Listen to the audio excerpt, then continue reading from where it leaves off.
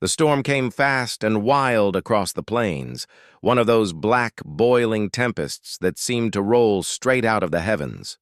Wind howled like a living thing, rattling the brittle trees, carrying sheets of rain that stung like needles. The prairie, usually endless and golden, disappeared beneath the darkness. Clara May clutched the reins of her creaking wagon, her knuckles white, her two children huddled beside her under a patched blanket. Each thunderclap made little Lily cry, and her brother Jacob squeeze his mother's arm tighter. The horse stumbled through the mud, snorting with exhaustion. For hours, Clara had searched for any sign of shelter, an old barn, a light in the distance, anything to keep her little ones safe from the storm. Finally, through the veil of rain, a glow appeared ahead, a roadside inn. Its crooked sign swung wildly in the wind, reading the Miller's Rest. Clara's heart thumped with desperate relief. She urged the horse forward, the wagon wheels groaning in protest as they reached the wooden porch. She helped the children down, her dress soaked to the hem, and carried Lily inside, dripping rainwater onto the plank floor. The inn was crowded and loud, filled with travelers stranded by the storm, farmhands, peddlers and cowboys warming themselves by the fire. The smell of wet coats, pipe smoke, and ale hung heavy in the air. The innkeeper, a stout man with a thinning beard, looked up as Clara entered. His expression hardened almost instantly. "No rooms left," he barked, before she could even speak. "Please," she said softly, her voice trembling but polite. "I've two small children. We've been on the road all day.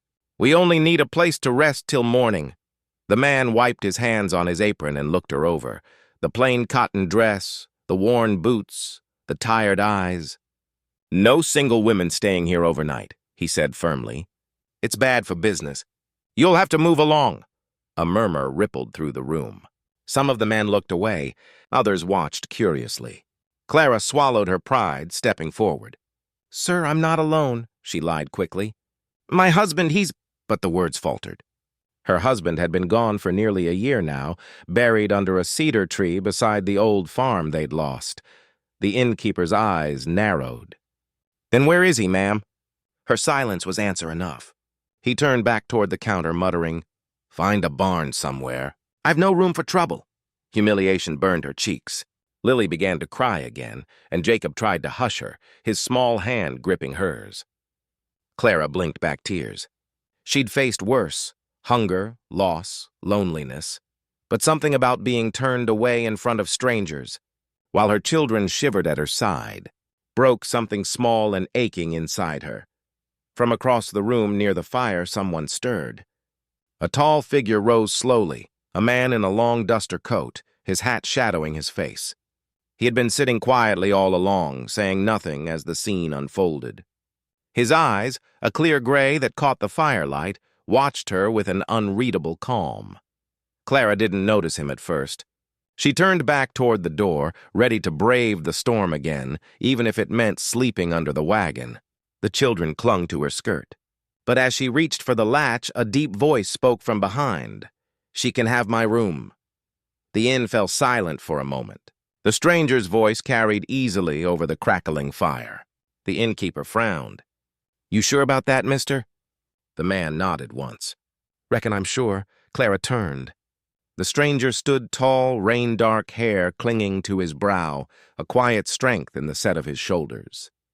He didn't smile or say more, just tipped his hat slightly in her direction. She opened her mouth to protest, but no words came. For the first time that night, she felt something close to safety. Not comfort, not trust, but a fragile hope that maybe, just maybe, the storm wouldn't win after all. The fire at the heart of the Miller's Rest burned low and steady, throwing copper light across the room. Most of the travelers had turned to their cards or their mugs again, but one man remained still, a shadow among noise. His name was Elias Hart, though no one in that smoky inn knew it. To the others, he was just another drifter, a man of few words and long roads behind him. He sat slightly apart from the crowd, his chair tilted back against the wall, boots planted before the hearth. Rain hissed against the window beside him, and every flash of lightning carved his silhouette in stark silver, the broad shoulders, the unshaven jaw, the quiet that clung to him like a second coat. His eyes, gray and clear, watched the room without really looking at it.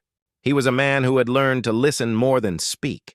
Elias had ridden hard that week, 3 days from San Marcos, where he'd sold a herd and shaken hands on a deal that would keep his ranch thriving another year.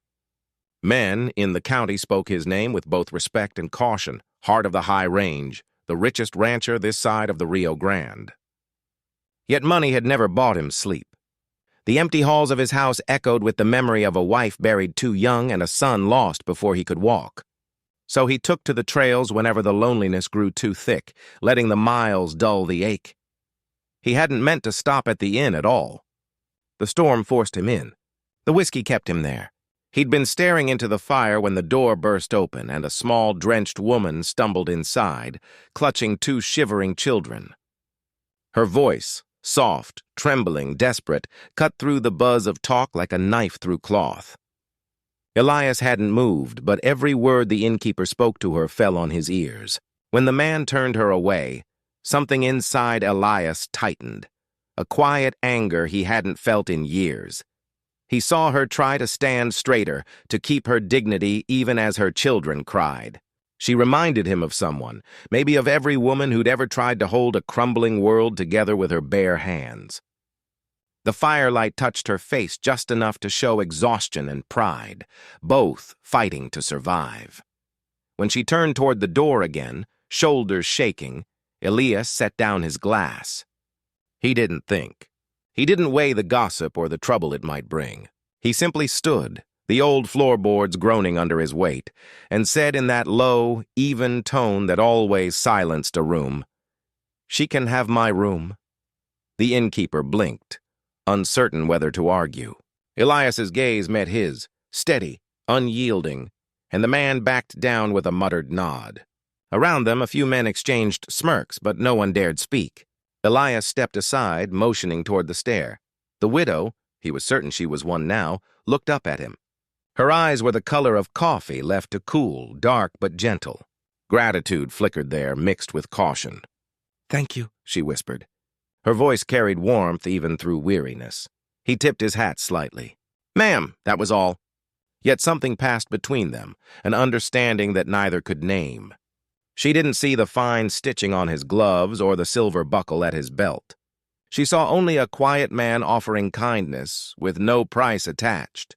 And he, for the first time in years, saw not another face fading into memory, but a reason to stay one night longer. As she led her children up the narrow staircase, Elias turned back to the fire. The storm rattled the shutters, but inside, a strange calm settled over him. He told himself it was nothing, just decency, a passing impulse. Still, when the wind howled again, he found himself listening not to the storm, but for the faint sound of her footsteps above, wondering why a stranger's voice had reached further into him than any silence ever had. The storm had quieted to a low growl by the time Clara settled her children on a bench near the fire. Their clothes were still damp, but warmth slowly crept back into their cheeks. The room had grown quieter, the chatter giving way to the occasional murmur and the creak of floorboards. Clara's heart still beat unevenly, every pulse reminding her of the humiliation she'd just endured. She had thanked the tall stranger for giving up his room, insisting she could repay him somehow, though she had nothing to offer but a loaf of bread and gratitude. He had only nodded and said, "Let the little ones rest." "That's payment enough?" His voice had a calm weight to it, steady, unhurried. Now, as she waited for the innkeeper to fetch a key, she noticed the man's gaze follow her from across the room. Not in the way men sometimes looked at widows, hungry and pitying, but with a quiet sort of consideration, as though he were studying the weather. When the innkeeper returned, it was with an apologetic scowl. "Only one room left," he grumbled, rubbing his hands together. "And it's a single bed. Can't let her have it alone. Rules are rules. A woman without a husband staying overnight. It ain't proper." Clara felt her breath catch. "But you said—" "I said she could have your room, mister," the innkeeper said, looking at Elias. "But only if you're her husband. Town's got a reputation to keep." A hush fell again. The fire popped loudly in the silence. Elias Hart, who had faced stampedes, droughts, and men with drawn guns, found himself suddenly uncertain. The woman before him turned toward him slowly, her expression torn between pride and desperation. Her lips parted. Her voice came out in a whisper, low enough that only he heard. "Would you pretend to be my husband tonight? Just so they'll let my children sleep." The words hung between them, fragile, trembling, honest. For a long moment, Elias said nothing. His gaze traveled from her thin shoulders to the children curled up on the bench. He could see the tremor in her hands, the way she gripped her shawl like a shield. And beneath all of it, the unspoken exhaustion of a woman who had carried too much for too long. He took off his hat slowly, nodding once. "Reckon I can manage that," he said. Her eyes widened, relief washing through them like sunlight breaking through storm clouds. She looked down quickly as if afraid gratitude might show too openly. The innkeeper grunted, satisfied. "Good. I'll have your key, Mrs. Hart." The name startled her. It wasn't hers, but for tonight, it would be. Elias paid for the room without a word. His movements were calm, deliberate, and oddly gentle, placing a protective barrier between Clara and the innkeeper's sharp tone. He carried one sleeping child up the narrow staircase, as though it were the most natural thing in the world. In the small, lamplit room, Clara laid her children on the bed, covering them with a quilt that smelled faintly of cedar. She turned to thank him again, but the words stuck in her throat. The man was standing by the window, the light tracing the hard lines of his jaw. "You don't owe me thanks," he said quietly, before she could speak. "The storm's bad. You did what you had to." Clara lowered her gaze. "You're kind," she murmured. "Most wouldn't bother." Elias gave a faint smile, one corner of his mouth almost unnoticeable. "Kindness doesn't cost me much." She didn't know who he was, what lands he owned, or how much his name carried. To her, he was just a man, a stranger who'd offered her dignity when the world refused it. As the thunder rolled far in the distance, Clara whispered, "Good night, Mr. Hart." He looked out at the storm, then at the sleeping children, then finally at her. "Good night, ma'am," he replied softly, and though they were strangers bound by a lie, something unspoken, fragile, but real, had begun to take root in that quiet room above the storm. The small room above the inn smelled of damp wood and the faint smoke of the fire from below. The storm outside had softened to a quiet, persistent drizzle, but the wind still rattled the shutters, as if reminding the world that nature's fury could return at any moment. Inside, the atmosphere was heavy with the scent of wet clothes, quilted blankets, and the faint, comforting aroma of bread Clara had baked earlier that day. Clara May sat on the edge of the narrow bed, brushing damp strands of hair from her face. The children lay between the layers of quilt, their small chests rising and falling in the rhythm of deep sleep. For the first time in hours, Clara allowed herself to breathe. She looked at the stranger who had offered them sanctuary, Elias Hart, and felt a strange combination of relief, curiosity, and unease. He stood near the window, leaning slightly against the frame, his hat removed and coat draped over a chair. The firelight flickered across his strong features, highlighting the lines of a man who had known hardship, who had seen and endured more than most. Neither spoke at first. The silence was comfortable, not strained, filled instead with the unspoken understanding of two people who had briefly shared a crisis and, through it, a moment of trust. Clara wanted to ask questions, his name, where he had come from, why he had helped, but the words never formed. Instead, she simply thanked him softly, almost as if speaking too loudly might shatter the fragile calm in the room. Elias's reply was minimal, almost casual, but it carried weight. "You did what you had to. I'm just glad the children are safe." There was no pride, no claim to heroism. Just a quiet acknowledgement that his actions were nothing extraordinary, though Clara felt otherwise. As the children slept, the room seemed to shrink around them, each shadow cast by the flickering candle stretching and dancing across the walls. The sound of the wind outside was a distant echo compared to the intimate, protective cocoon of the room. Clara finally let herself glance more closely at Elias, noticing the small details she had missed before, the way his eyes softened when he looked at her children, the subtle tension in his hands, as if he were unused to simply standing still and letting others rest. For his part, Elias studied Clara as well. He saw the strength in her quiet gestures, the resilience in her posture despite exhaustion, and the tenderness she displayed toward her children. He noticed the determination beneath her fear, the courage that had carried her through loss and hardship. In her, he saw someone who had been beaten by life but refused to surrender, and it stirred something in him that he had long thought buried, an impulse to protect, to care, and perhaps to hope. Minutes passed, stretching into an unmeasured time. Clara finally spoke again, almost to herself.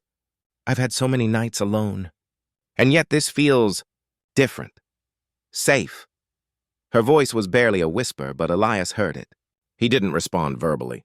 Instead, he offered her the faintest nod, a silent promise that she and her children would be safe for this night, and perhaps beyond.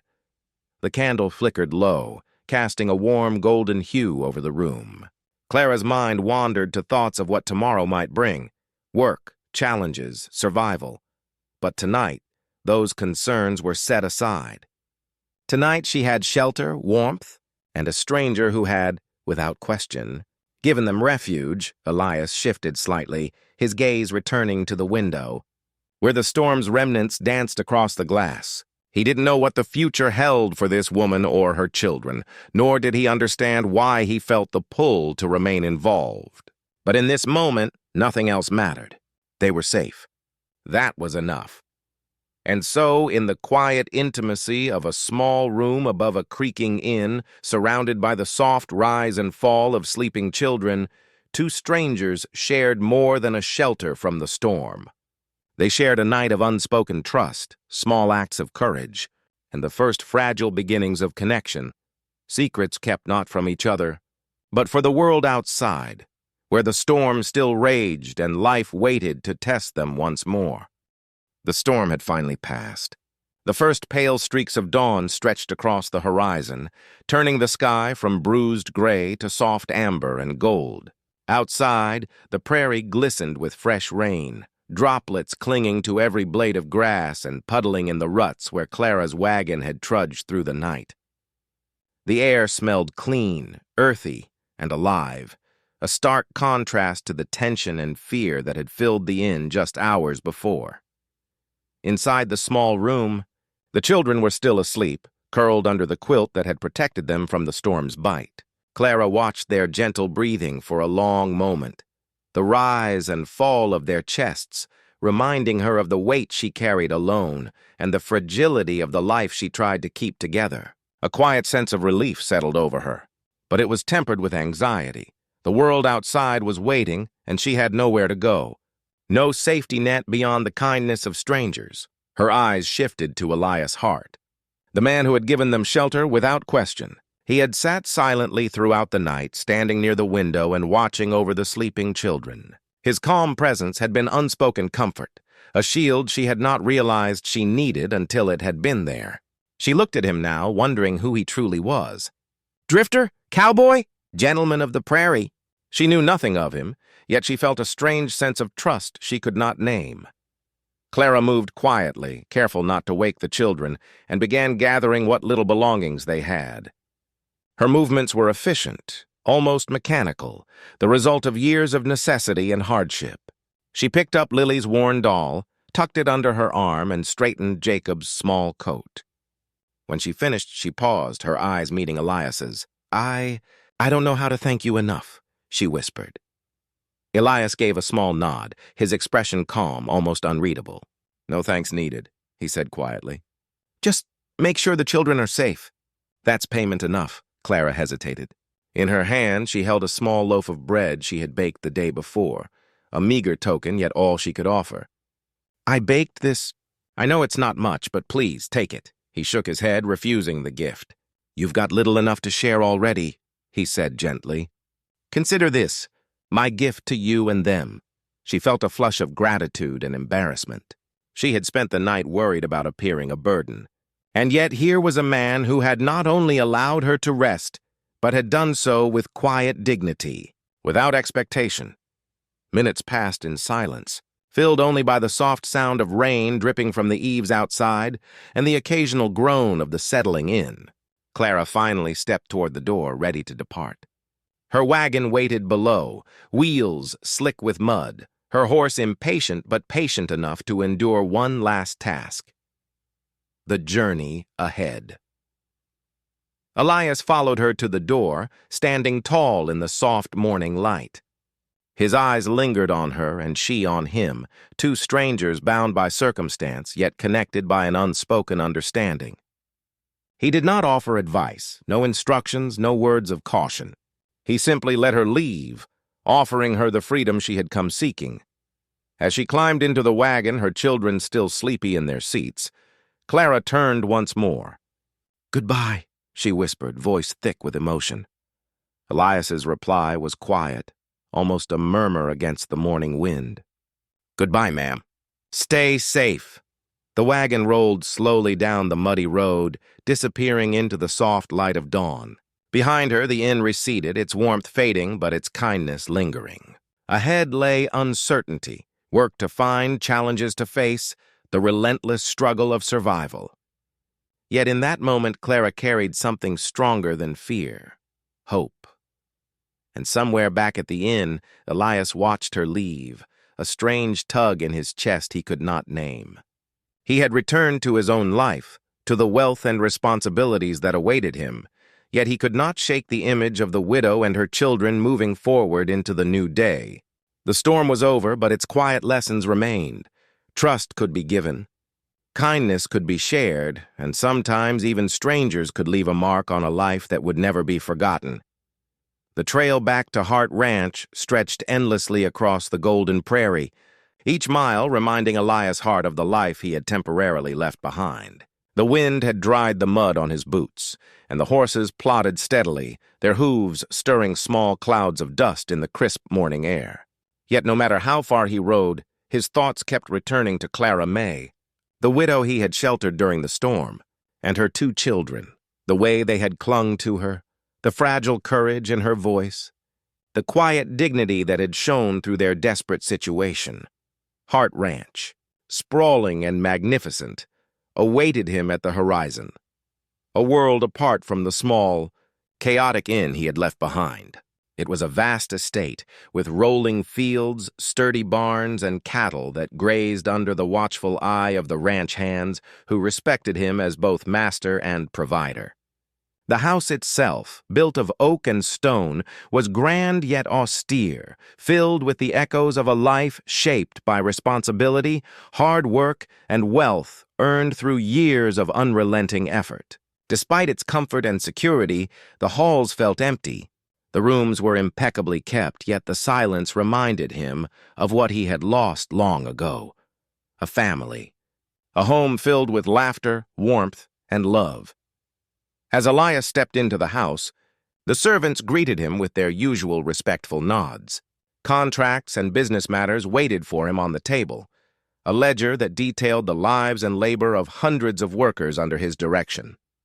He moved through it mechanically at first, reviewing accounts, signing papers, and instructing the foreman. Yet none of it captured his attention for long.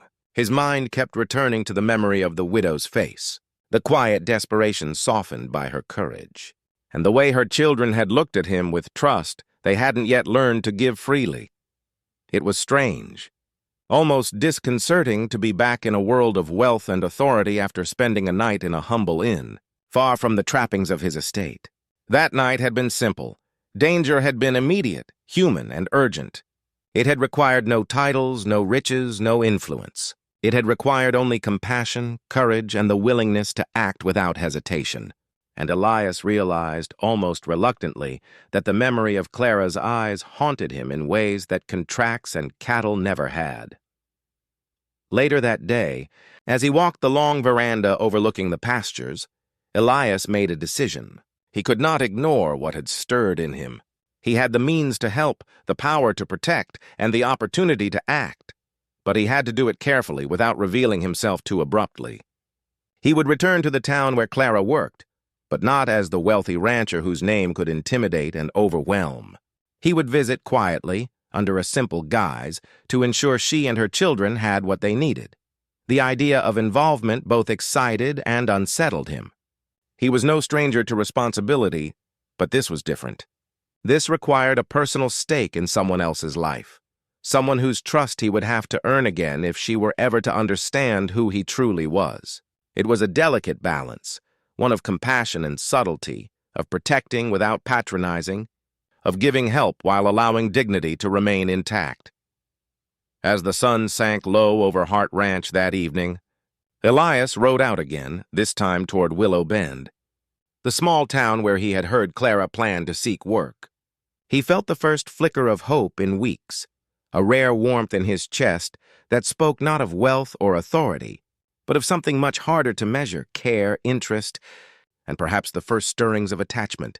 For the widow who had struggled through loss and hunger, life went on. But for Elias Hart, the journey back to his estate had reminded him that some encounters were not fleeting. Some moments, no matter how brief, demanded action, involvement, and the courage to pursue connection beyond the boundaries of comfort. He would not leave Clara and her children to face the world alone again, and he would do it quietly, carefully, like a shadow moving through the morning light. The town of Willow Bend was small and unassuming, with dusty streets, low wooden storefronts, and the faint smell of smoke and bread drifting from the bakery where Clara May worked. Life moved slowly here, measured by the rising sun and the closing of shutters at night. Clara had settled into her routine, baking bread, mending clothes, and raising her children with unwavering determination, though every day brought the weight of survival pressing down on her shoulders. She thought often of the stormy night at the inn, of the stranger who had protected them, but she assumed she would never see him again. Unbeknownst to her, Elias Hart had returned, not to announce his presence, not to claim authority, but to remain quietly near, ensuring that she and her children had what they needed without drawing attention to himself.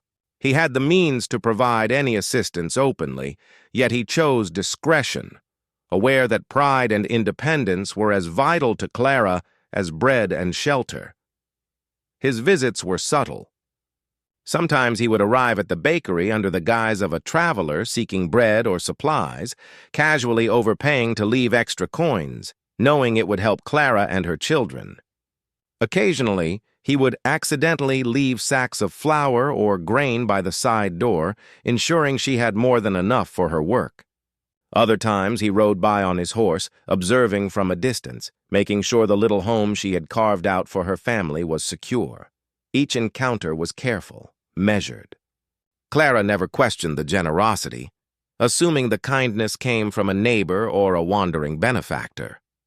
She never suspected that the man she had once relied on to pretend to be her husband was the same man behind these quiet gestures. Yet every act left a small, invisible thread between them, a bond woven from attention, respect, and concern.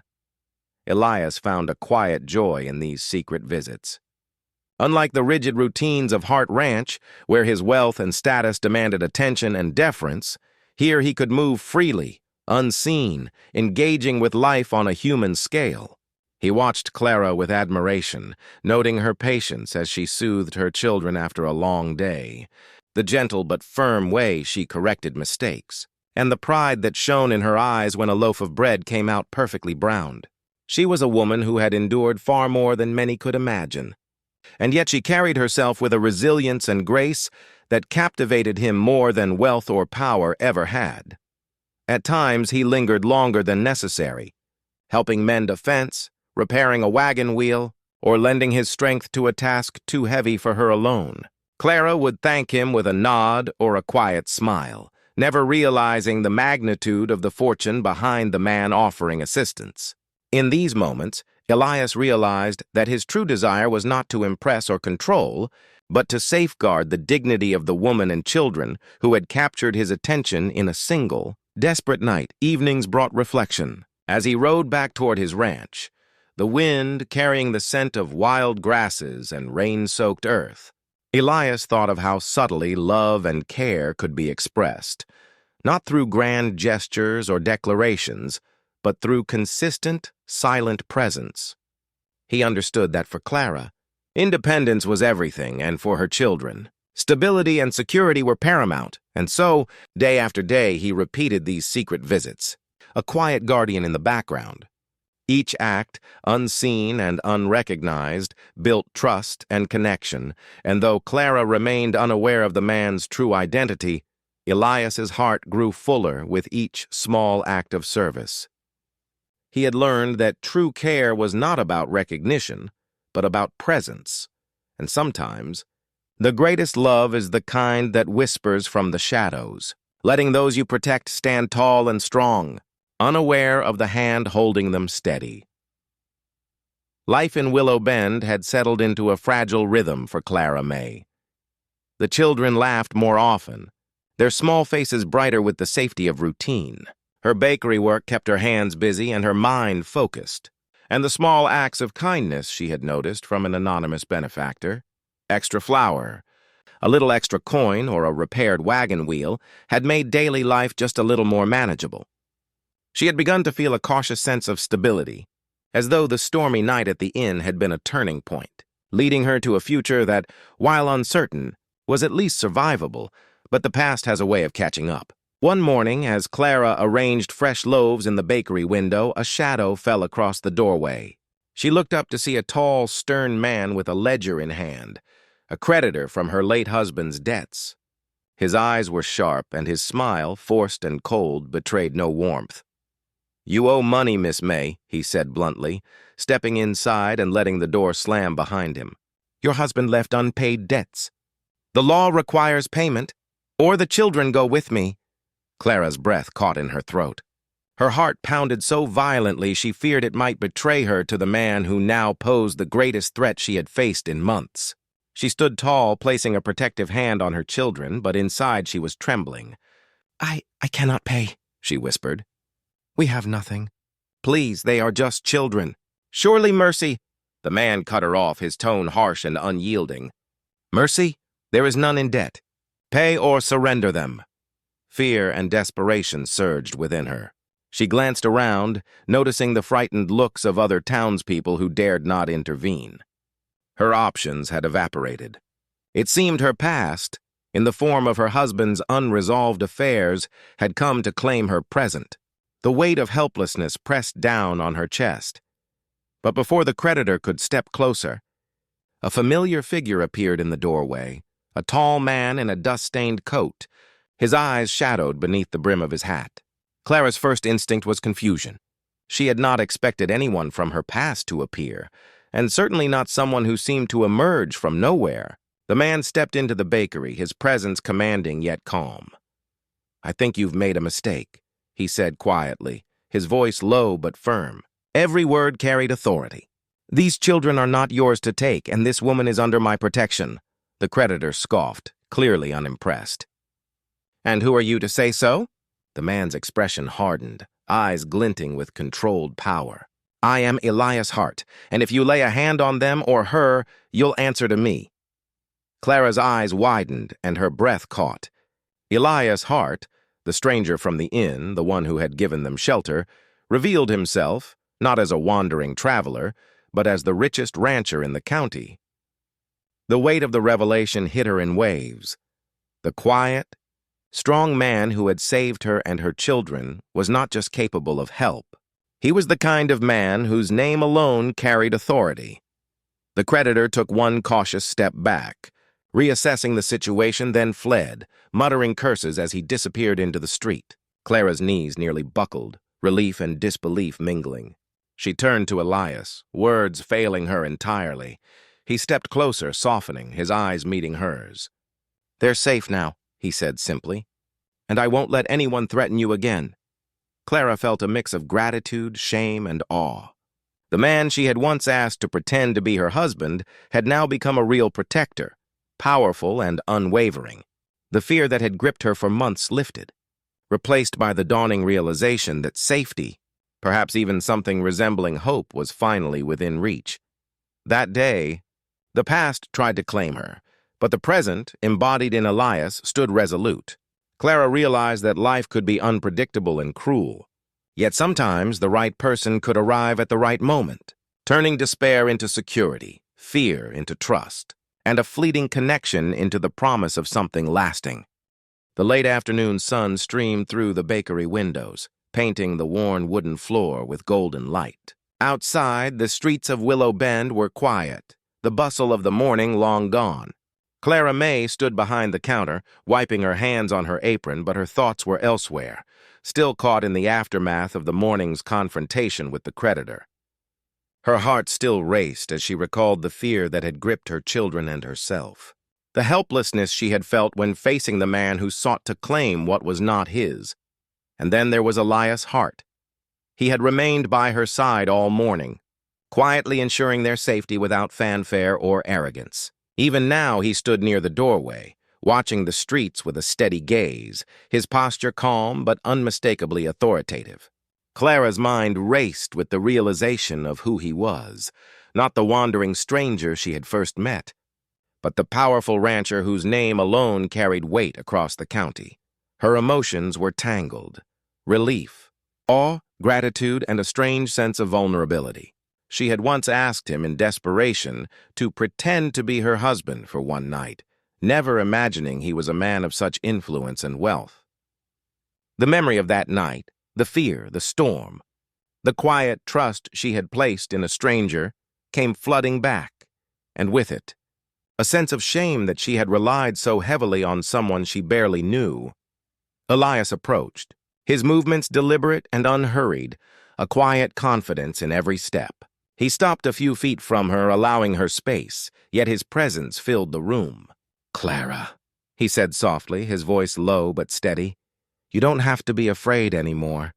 Not of him, not of the world, not of me." She looked up at him, eyes wide, searching for the right words. I didn't know who you were. I thought you were just a traveler, like any other. I didn't know." Her voice faltered. Elias shook his head, a faint smile tugging at the corner of his mouth. "I knew who you needed me to be that night. That was enough. And I still know what I want to be for you now." Clara's cheeks flushed. She looked down, unsure how to respond. "I asked you to pretend, but now you're not pretending anymore. You're real." "I don't know what to say." He stepped closer, but still gave her room, his gaze steady and unwavering. "Back then, you asked me to pretend to be your husband for one night. I didn't know if I could meet your eyes tomorrow. But I can, Clara, I want to. And if you'll let me, I'll make it real." Her heart skipped, a rush of emotions crashing over her: hope, disbelief, fear, and something else she couldn't name. The thought that the man who had protected them, who had quietly watched over her and her children, now wished to step fully into her life, was overwhelming. She felt a lump in her throat, and for the first time in months, she allowed herself to imagine a future where fear did not dictate every choice. Elias reached out, gently taking her hand in his. "I won't force anything. I'll wait. I'll prove myself, but I don't want to pretend anymore. I want to be here, with you and the children. Truly." Clara lifted her eyes to meet his, seeing the sincerity and care reflected in them. She felt the weight of past struggles, the fear of losing those she loved, begin to lift, replaced by the cautious stirrings of trust and love. She realized that the man she had once relied on in a moment of desperation was offering more than protection. He was offering partnership, respect, and the possibility of family. Her lips curved into a tentative, hopeful smile. Then, "Yes," she whispered. "If you're willing to be real, so am I." And in that quiet, sunlit bakery, the fragile beginnings of a life rebuilt took root. The storm that had brought them together had passed, but its lessons lingered: courage, trust, and the promise that love, when chosen freely, could transform even the darkest moments into something enduring. The sun hung low over the Hart Ranch, painting the sprawling pastures in shades of gold and amber. A gentle breeze rustled the leaves of the cottonwood trees, carrying the faint scent of hay, wildflowers, and the cattle grazing lazily in the fields. The once lonely estate, which had echoed with emptiness for years, now hummed with life, the laughter of children, the quiet bustle of daily work, and the warmth of a family finally coming together. Clara May stepped off the porch, her hands brushing the hem of her simple dress, her children at her side. Lily skipped ahead, her curls bouncing in the wind, while Jacob followed, clutching a small wooden toy their mother had carved for him the night before.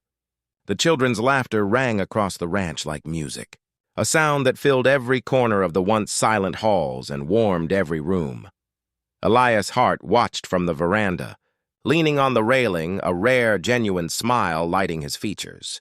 He had come to this moment cautiously, quietly, yet every step of the journey had led him here, to a home filled not only with wealth and comfort, but with love, trust, and belonging. He thought back to that stormy night at the inn, when he had been a stranger offering temporary shelter. Who could have imagined that a single act of kindness would grow into something so profound? Clara approached him, her gaze steady, a softness in her eyes that had not been there before. "It's beautiful here," she said softly, though her voice carried more than admiration for the ranch itself. It carried gratitude, relief, and the quiet joy of someone who had finally found safety, stability, and a sense of belonging. Elias extended his hand, a simple gesture that carried all the unspoken promises they had shared since that fateful night. "It's home," he said quietly. "For all of us." She took his hand, feeling the solidity of his touch, the reassurance it carried. The children ran ahead to chase the shadows cast by the setting sun, while their mother and Elias walked slowly, side by side, savoring the quiet intimacy of shared presence. The past, the struggles, the losses, the nights of uncertainty seemed to recede, replaced by the gentle rhythm of a life rebuilt. Inside the ranch house, rooms were filled with warmth and light. Clara moved from room to room, placing small touches, blankets, handmade curtains, and the smell of fresh bread that now filled the kitchen. Each room told a story of their new beginning, blending Elias's world of stability and resources with Clara's world of resilience, creativity, and care. Evening fell, and the horizon burned with shades of pink and orange. Reflecting in the windows of the grand house, Elias watched Clara and the children together, a sense of peace settling over him for the first time in years. He realized that wealth, land, and authority had never given him this, the feeling of being needed, of being chosen, and of sharing a life with someone who truly mattered. Clara had not only captured his attention, she had awakened something in him that had been dormant, a heart ready to love, nurture, and protect without reservation. That night, they dined together at a long wooden table, the children laughing and telling stories, their faces glowing in the warm candlelight. Clara looked at Elias, and he at her, and in that silent exchange, they understood something profound. Life's storms could be weathered, past hardships could be overcome, and love could emerge where it was least expected but most needed. Outside, the ranch stretched endlessly under the starlit sky.